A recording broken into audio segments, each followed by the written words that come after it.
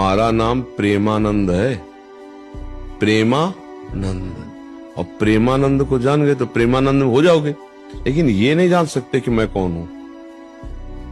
मैं कौन हूं, तुम मुझे जान गए क्या?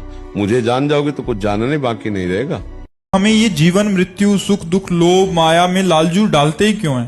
सही पूछो, बिल्कुल भगवान ने नहीं फंसाया, हम फंस गए हैं। आप देखो, आपको कौन पकड़े? आप पकड़े हो। ये मेरी माँ, ये मेरे पिता, ये मेरे भाई, ये मेरे मित्र, ये आपने किया है। इसमें भगवान ने क्या किया है? तो कहाँ फंसे? कहाँ आपने फंसे? आपने पकड़ रखा है। आप छोड़ दो, आज मुक्त हो आप। उन्होंने हमें भेजा ही क्यों? मतलब वो अपने पास ही रख लेते इस जीव जंतुओं मनुष्य योनियों में। बच्चा, अभी आप स्वाप्निक पुरुष हैं, जगत का स्वप्न देख रहे हैं, मोह निद्रा में सोए हुए हैं। जिस समय जग जाएंगे तो उस समय बात अलग रहेगी। भगवान ने नहीं फंसा, हम अपने भ्रम में फंस गए। भगवान स्वयं फंसे हुए हैं। भगवान ने आपको नहीं फंसाया, स्वयं फंस गए। पंचभूतों से बना शरीर पंचभूतों में मिल जाता है। अग्नि तत्व अग्नि में, जल तत्व जल में, वायु तत्व वायु में, पृथ्वी तत्व पृथ्वी में, आकाश तत्व आकाश में। मरा क्या? आत्मा अमर है। मृत्यु किसकी हुई? किसी की नहीं हुई। अब बताओ क्या मर गया? बोले आदमी मर गया। कैसे मर गया? बोले वो जो अंदर था वो चला गया और पंचभूत विराजमान शरीर वो पंचभूतों में मिल गए। मरा कौन? जो अंदर से चला गया वो तो अविनाशी है, वो मर ही नहीं सकता।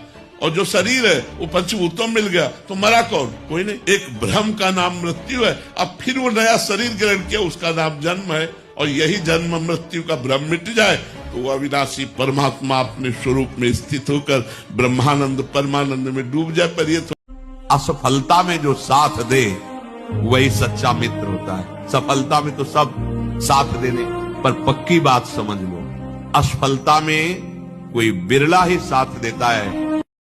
अगर पत्नी माँ को मिट्टी के खपरे पे दाल रोटी देती थी, एक दिन खपरा थोड़ा ज्यादा ऐसे हिल गया तो लड़के ने कहा मम्मी टूटने न पावे।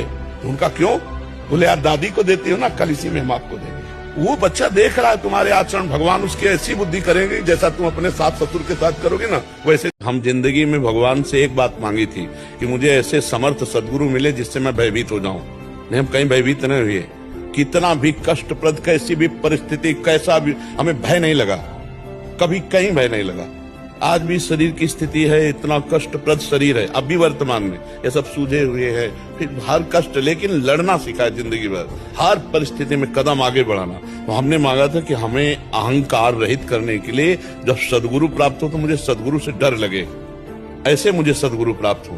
तो हमें ऐसे सदगुरु प्राप्त हुए जो कभी आंख नहीं दिखाई, लेकिन इतना डरते हैं हम कि मृत्यु से भी हमें डर नहीं लगता। इतना गुरुदेव के सामने जाते एकदम शांत और पूरा एक सरा हमारे नेत्रों में हो जाएगा। ये कहीं कोई त्रुटि तो नहीं है, कहीं कोई धर्म विरुद्ध बात तो नहीं है। तो ऐसे हमें प्रगट में गुरुदेव चाहिए जिनकी डांट से हम सुधर सके, जिनकी चरण रज के प्रताप से हमारा अहंकार नष्ट हो सके और जिनको हम माँ की तरह दुलार करते पाए। हमारी 5 बातें याद कर लो, आप सदैव सुखी रहोगे। पहला, रोज ठाकुर जी का चरणामृत पियो, अकाल मृत्यु आपकी नहीं होगी। समस्त रोगों का नाश करने की सामर्थ्य चरणामृत में। दूसरा नियम, घर से जब निकलो कम से कम 11 बार इस मंत्र का स्मरण करो, अंगुली से गिनना 11 और कृष्णाय वासुदेवाय हरे परमात्मने प्रणत क्लेश नाशाय गोविंदाय नमो नमः। कभी आपका एक्सीडेंट नहीं हो सकता, कभी आप दुर्घटना में कभी नहीं फंसेंगे, और फंसेंगे भी तो आप सेफ निकल आएंगे। कभी भी 24 घंटे में 20-30 मिनट ऐसे निकालो जो घर में अपने ठाकुर के सामने बैठकर नाम संकीर्तन कर सको। चौथी बात, 11 दंडवत रोज नियम ले लो। ठाकुर जी घर में जो विराजमान है, कृष्ण को जो प्रणाम करता है उसका पुनर्जन्म नहीं होता। हमारी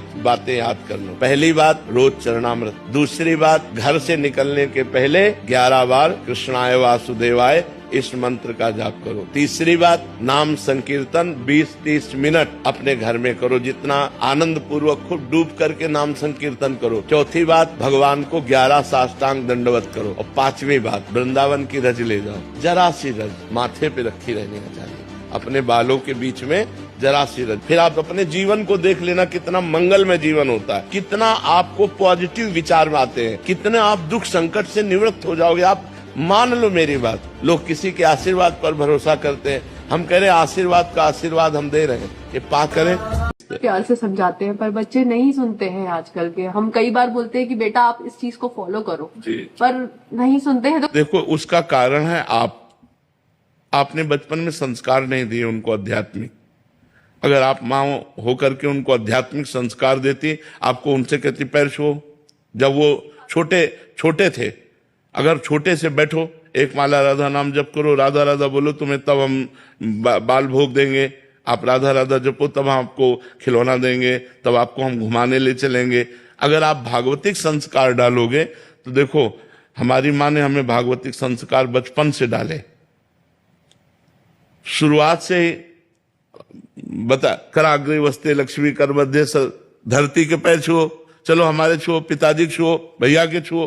रेगुलर बोलती हूँ, वे नहीं सुनते हैं। देखो अब बड़े हो गए हैं, अब सुनना इनके बस के। समझाइए, बच्चे आपकी बहुत सुन रहे हैं, आज की जो जनरेशन है वो आपको बहुत फॉलो कर रही है। भाई हमारी इज्जत रख लो यार हमारी इज्जत रख लो कि अपने माता पिता के रोज चरण छुओ और माता पिता की आज्ञा का पालन करो। और आपको चाहिए कि आप इनकी माता जी हैं, आपको चाहिए कि इस तरह का व्यवहार ना करें। माता जी, अब बच्चों को मार भी नहीं सकते हैं, तो मैं अपने आप को हाथ नहीं, ऐसा उचित नहीं है। नहीं सुनते हैं महाराज। हाँ, अगर वो नहीं सुनते तो भगवान से प्रार्थना कीजिए कि उनको सद्बुद्धि दें और नाम जप कीजिए और इनको दीजिए। जी जी, बिल्कुल सिखा रही हूँ। नाम जप कीजिए और इनको दीजिए कि भगवान मैं 1000 नाम जप करके अपने बालक को देती हूँ। उसकी पहले बच्चों को सुबह उठना सिखाएं, अपनी दिनचर्या ऐसी करें 10 बजे तक सो ही जाएं, तो 11, 12, 1, 2, 3, 4, 6 घंटे हुए।